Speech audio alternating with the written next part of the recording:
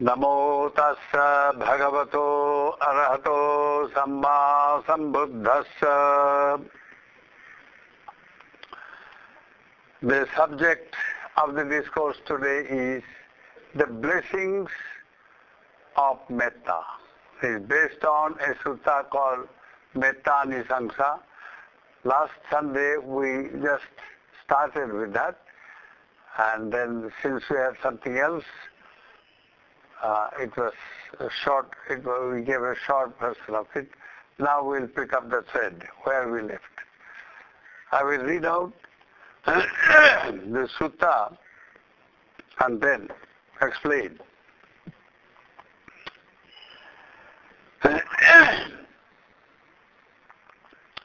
Evam me sutan ekang samayang bhagava savathyang viharati jetavane anatha pindikasya arame tatrakho bhagava bhikkhu amantesi bhikkhavoti bhadanteti te bhikkhu bhagavato pachassosum bhagava etadavocha.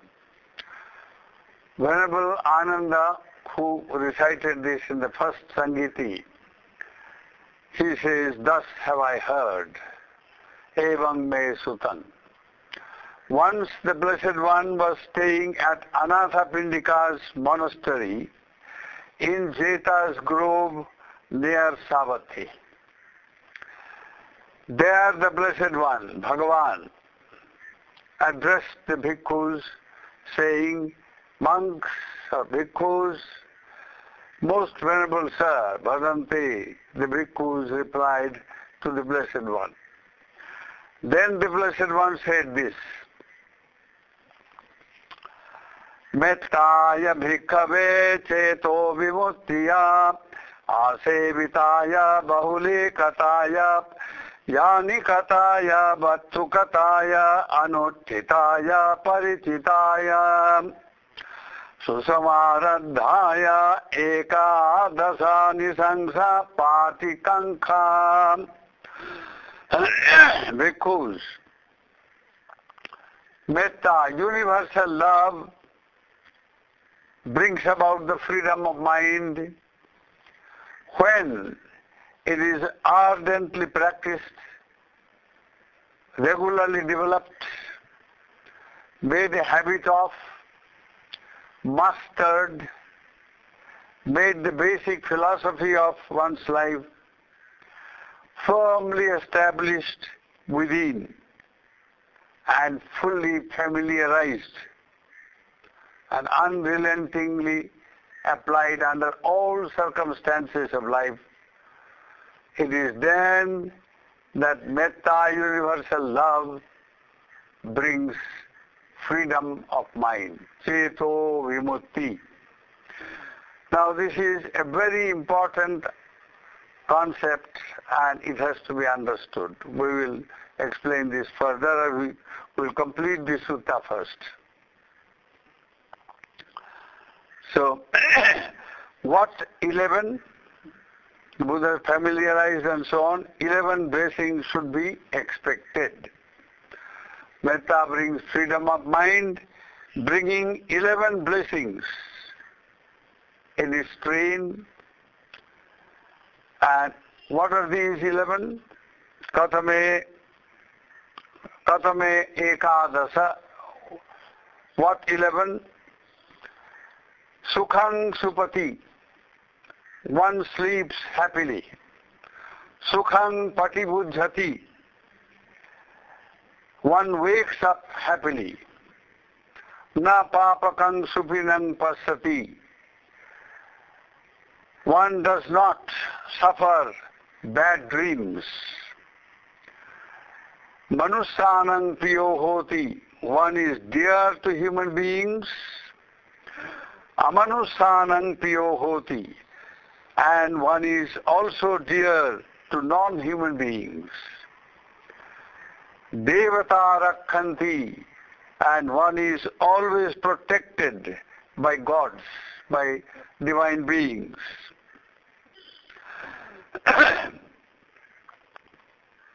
Nasa aggiva visangva sathang va kamati. Him no fire or poison or weapon can injure. He cannot be injured by this. He is immune from these dangers.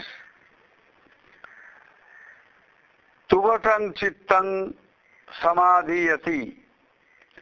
His mind gets quickly concentrated. Mukhavanno vipasidati. His features are bright and he dies undisturbed, and if he fails to attain the supramundane inside stages of enlightenment, he is absolutely certain to reach the state of the high divinity, Brahmaloka, of the Brahma realms, Brahmaloka. So, Mettaya bhikkhave cheto vimutya asevitaya bhavitaya, etc. Because universal love brings freedom of mind when it is ardently practiced, on a regular basis developed, etc. So here, Metta is not just a very sublime and noble concept or idea of practicing universal love and loving kindness and so on. There are practical benefits in day-to-day life, and they are very, very important benefits indeed. Now, for instance, the first three benefits are that the person does not suffer, a person enjoys a very peaceful rest and sleep. It then it wakes up also fully refreshed and without any disturbance and trouble. Does not suffer from any dream and so on. Now, these three things are very important. Of the 11 that is enunciated in the sutta, these concern both body and mind. It is said that human life, or the well-being and happiness of human life, is based on certain bodily and mental absolute necessities. Absolute. They are absolutely required. One, food, ahara. Two, nidra, sleep. And the satisfaction in one's working life. These three are absolutely important things in life. If they are disturbed in any manner, then whole life gets disturbed, and there is no question of either progressing on the spiritual path or enjoying prosperity, material prosperity. So now, sukhang supati, sukhang patibidhyati, na papakang supinang pasati. One sleeps restfully, happily and fully relaxed and is never disturbed, doesn't suffer from disturbed sleep, etc. Now the question is, what are those factors that disturb one's sleep and doesn't enable one to wake up refreshed and relaxed and enables one to enjoy, a sleep that is freed from bad dreams, etc. What are those factors? Now basically they are mental factors. Physical factors can be there, but they are much less dangerous than the mental one. If you overeat, certainly you will attract bad dreams. Or, you see, if you are too lustful, yes, you will have a disturbed sleep. Or there are various bodily factors which may disturb sleep, etc. But they are very not so important at all. The real thing that disturbs sleep, etc., is the mind. How the mind works. Now it is said, a person who worries a lot and who is troubled by a hateful, resentful thought, who is much troubled by ill will. There is a sutta called Aghata Aghata Sutta in Anguttara Nikaya, where Bhagavan said there are 9 types of Aghata Vattu. Aghata means hitting back, striking. And why? Because you are hurt, or you think you are harmed, or somebody is depriving you of something. So you harbor a lot of malice and grudge against somebody. Now in Dhammapada it is said that if you harbor malice or grudge, well, your hatred will never cease and you will never enjoy a peaceful, happy life. You will never enjoy a good sleep, or you can a very relaxed, happy waking up, etc. It is said, Akkochimang avadhimang ajinimang ahasime ye chattang upanaihanti verang te sang nasammati. Akkochimang avadhimang ajinimang ahasime ye chatang nupanaihanti verang te supasammati. Naivere na vedani sammanti dha kudachanan avere na cha sammanti esa dhammo sanantano. He abused me, he struck me, he overpowered me, he robbed me, etc.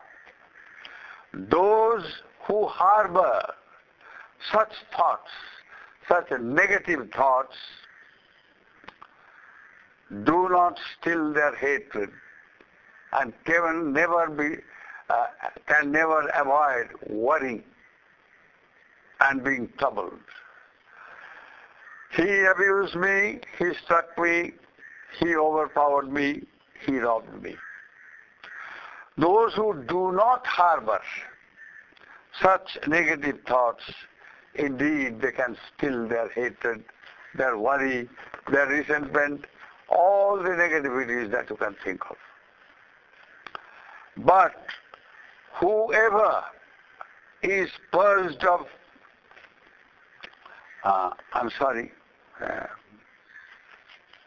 but hatred is never appeased by hatred in this world.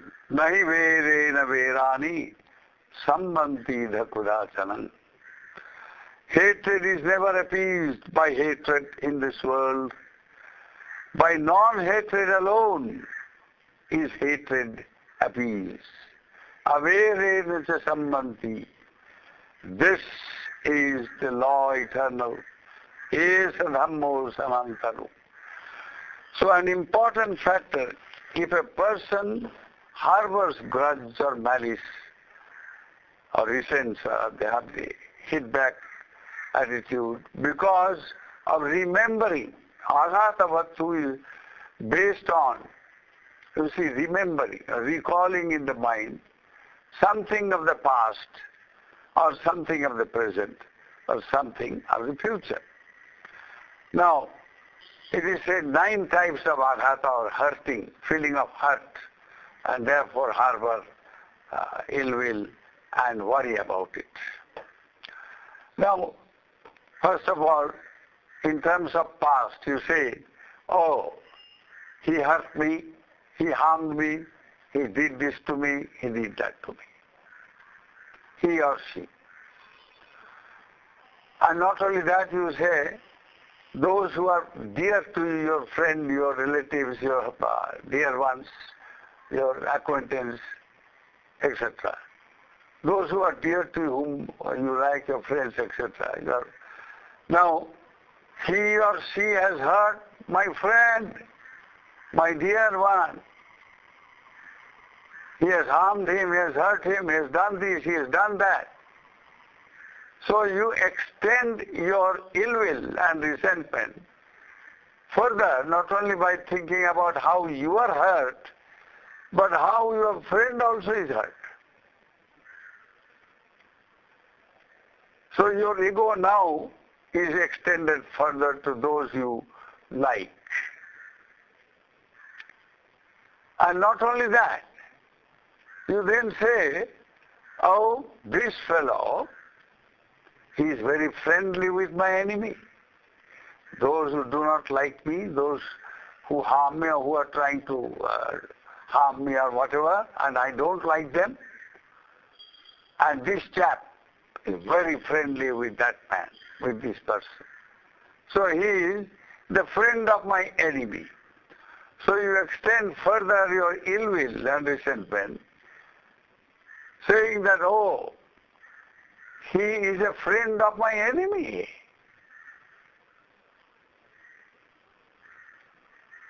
So this kind of harboring ill will, wrong thinking, first of all with yourself, then with your dear one, then with so-called somebody whom you do dislike,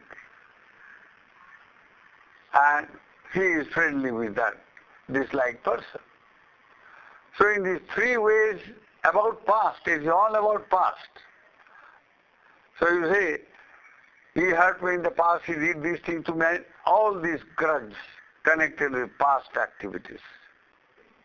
Yourself, your friend, and your enemy, all the three. So you recall the past and make a mess of your life, make a mess of your peace of mind, make a mess of your ability to enjoy a good sleep, or wake up refreshed. This kind of worry based on ill will and recalling past misdeeds of somebody. Very, very dangerous indeed. Then you extend further. You say not only past, present. This person, he or she, is doing a lot of harm to me. He has abused me, or harmed me, did this to me, did that to me, or does this to me, does that to me. Remembering something of the present, you harbor grudge and malice and you hate. So your mind begins to harbor all this and keeps on worrying on this. And not only yourself, extend that to your so-called friends and your dear ones. And not only that, extend that to your so-called disliked or the enemy, their friend to your enemy and so on.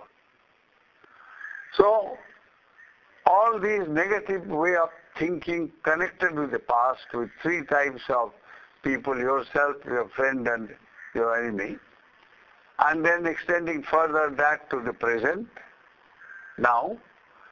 And not only that, you begin to say, oh, he has done that to me in the past and he is doing this to me now. He is bound to harm me and hurt me in the future. Wonderful. So you carry your ill will, your grudge, your resentment to the future, which has not yet come. Future may not happen at all. Yet you presume, and you say, yes, he is going to hurt me because he did this to me in the past, he is doing this to me now, and he will do this to me in future. And not only you have this grudge and resentment and so on, You worry. Oh, you suspect all his motives. Or whatever he does, you see, you don't trust him at all. It becomes a very, very complicated way of thinking and living and interpersonal relationship. When one develops this kind of ill will and grudge and all that, aghatavattu, something has hurt you and therefore will hurt again or harm, it is this type of mental activity that deprives a person from enjoying a good sleep or waking up very well rested and refreshed or having no dream at all. A spiritual seeker should be a very, very, serious person in the sense, self-examination. Ask yourself. Examine your motives. Examine your way of behavior. Why you do all this? Why you think in this way? And deprive yourself of the peace and the rest that you deserve. And you hurt yourself. You develop terrible mental illness thereafter. Why you harm yourself by this kind of wrong thinking? Just by, extrapolating something of the past or imagining something of the future. This does not make any sense at all. So Metta can neutralize all this completely.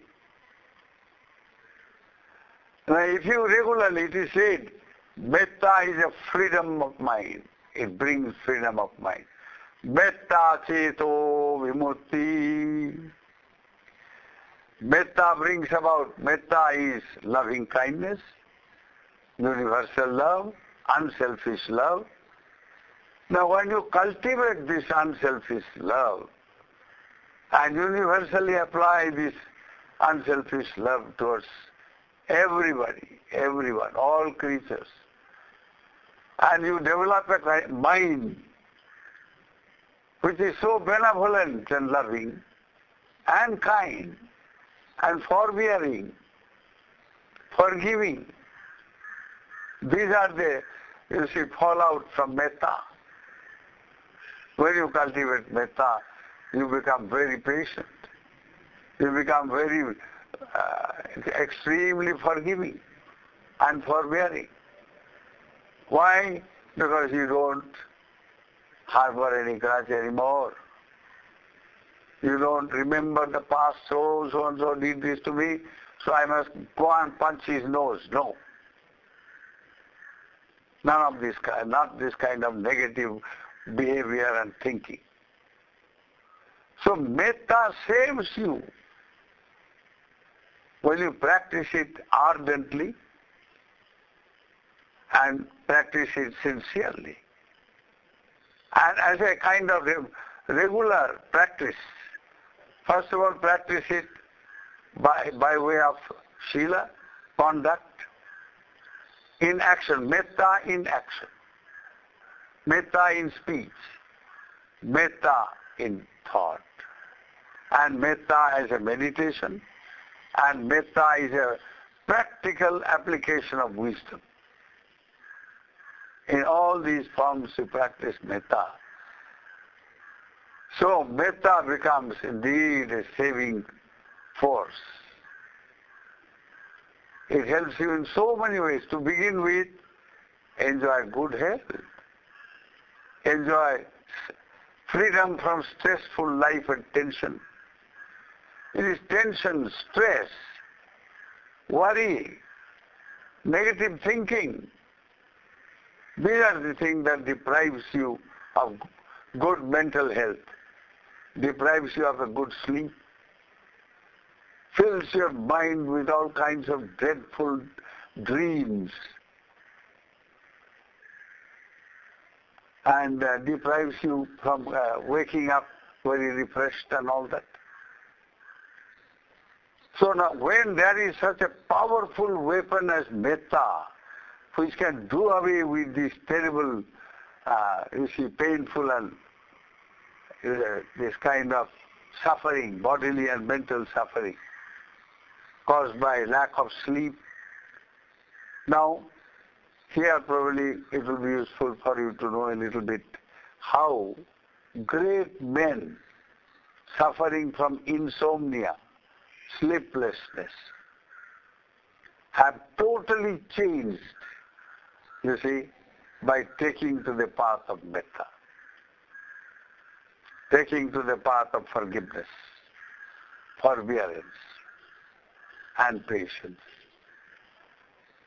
It was Emperor Ashoka. Emperor Ashoka was one of the most militant of great kings of India. He was known as Chanda Ashoka. Ashoka, the savage. Chanda. Now he became Dharma Ashoka. Ashoka, the righteous, the noble. And all by, practicing metta. They were cultivating forbearance and forgiveness. He attacked Kalinga. He was he was not the rightful heir of the, throne of Bindusara. No, his father. He was not the heir. His father had many sons, many children. No, he was a governor somewhere in Afghanistan. He came when the father was in the deathbed. He came and he fought with all his brothers, elders and all that. He got rid of them and then made a clean coup d'etat and occupied the throne forcibly by Gundaism. That is what he did. Now, he was not happy with his kingdom or the extent of his kingdoms. He went about plundering other kingdoms, attacking other kingdoms, and he became a dreadful, a kind of bandit king. So he decided to also grab Kalinga, a very prosperous kingdom of that time. He attacked and he destroyed the entire city of Kalinga and killing thousands of people, hundreds of thousands of people. And it was the most miserable kind of military exploit rather. And he won, but at a terrible cost. He had put the king under, he kept him a Vandi, that is a prisoner, and looted everything, all the wealth of the king, killed any number of people, and then established some kind of a camp just to see what happens now. I have occupied, I will remain here for some time. That kind of Gundaism. So he remained. He put a huge camp in the capital city, which was completely ruined by then. And he was not able to sleep,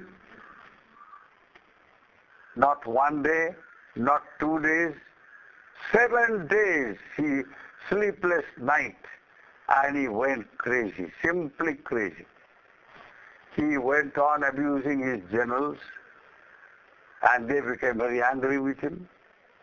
He went on insulting his officials, did all kinds of horrible things just because he couldn't sleep. He couldn't eat, and he wouldn't allow others to enjoy good food either. He became a monster. So one night of the seventh night, he went not only crazy but mad. So he went about in the night, just walking about here and there, roaming about, mad. So he entered a cremation ground where his own brother's son, Nigrodha Samanera, a novice monk who had become an arahat at the early age. So Nigrodha was practicing his meditation. He was there in that cremation ground, Smashana. And there he saw his uncle mad, gone mad. So he called him by his personal name, which nobody on earth could dare to do. He says, Devanam Priya, come here. Oh, the beloved of the gods, come here. That was his personal name given by his father and mother, out of love. Now, he heard this and he said, my goodness, who dares to call me by my name? Who is that? So he took his weapon and he followed the direction from where the sound came and went there. There this monk was seated, calmly, peacefully, you see, radiating thoughts of universal love. Powerful beams of thoughts of love, you see, came out, emitted from this holy person, the Arahat. He said, Your Majesty, it is time you become sane. The moment he says, may you become sane, may you be happy, may your suffering evaporate. Coming from an Arahat, these powerful thoughts of Metta overwhelmed that king then and there. He just dropped his weapon, his sword, and fell at his feet and heard the Dhamma for several hours in the night. And he was a transformed person. All the thought of anger and hate and enmity, all that disappeared, vanished. And he decided to become a disciple of the Buddha. He asked the monk, Venerable Sir, his own nephew, he has killed his father. He said, Venerable Sir, please grant me the 3 refuges and the Panchashila, 5 precepts of noble living. That is how he became a Buddhist. He became a very ardent disciple of Bhagavan Buddha. He first of all asked the refuge of the monk. He said, no, who am I? You take refuge of my Lord, the Buddha, his Dhamma, his Sangha. Buddha is not the historical personage, but he is the embodiment of supreme enlightenment. So his Dhammaka, spiritual body, is everywhere. Whosoever follows his teaching, he said, the Buddha is sitting right into his heart. So, O King, follow the Panchashila. Give up violence, my dear. There is nothing like living a life of inoffensiveness and a life of love. Give up grudge. Give up malice. Live the peaceful life of Metta. Now this changed the king into a very, very noble king indeed. H.G. Wells, the famous historian who wrote the history of the world, so many volumes, huge volumes, he wrote about Ashoka at a time when the British ruled here in India. He wrote saying, if ever the world has seen an emperor who is truly great, it was the great Emperor Ashoka. And his greatness came from his ability to conquer over ill will and malice, over hatred and enmity, by sheer love, by the force of universal love. So if we can, you see, practice metta, we certainly can enjoy the freedom of mind. Ashoka was freed. He enjoyed the freedom of mind from that moment till he died. And he has left historical records, absolutely unsurpassed record of benevolence and goodness. He wrote on hills and rocks memorable sayings of the Buddha, sayings which promote well-being of all beings by life of non-violence, life dedicated to forgiveness, forbearance and love, life freed from worry, freed from any kind of resentment. So a life which enjoys true freedom here and now and enjoys the good things of life that life can produce. So Ashoka's case is a classical case of the power of metta, of the blessings of metta. So today I have dilated only over the first three blessings, which says,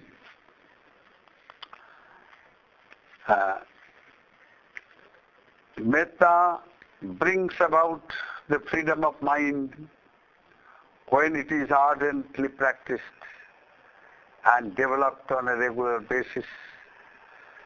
And when metta becomes a habit of mind, is turned into a habit of thinking.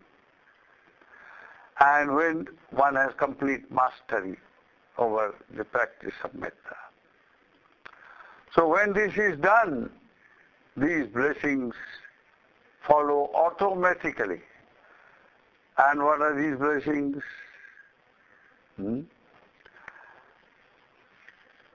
He says the 11 blessings should be expected. And what are these 11 blessings? He says one sleeps happily. One wakes up happily. One does not suffer bad dreams. One is dear to human beings. One is dear to non-human beings. The gods, the devas, the divine beings protect him or her.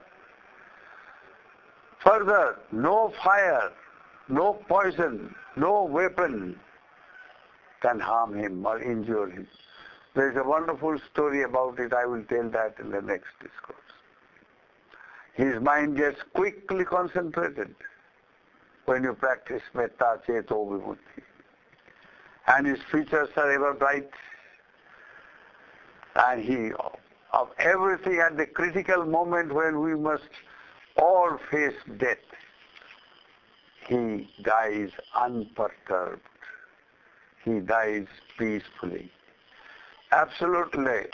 And in that way, he is assured to travel upwards, transport himself to the higher planes of spiritual development. And if he cannot attain the supermundane stages of enlightenment and freedom, at least he can expect to be born in the Brahmaloka, where metta is like the water of the fish. You see, what water is to the fish, metta is to those sublime divine beings.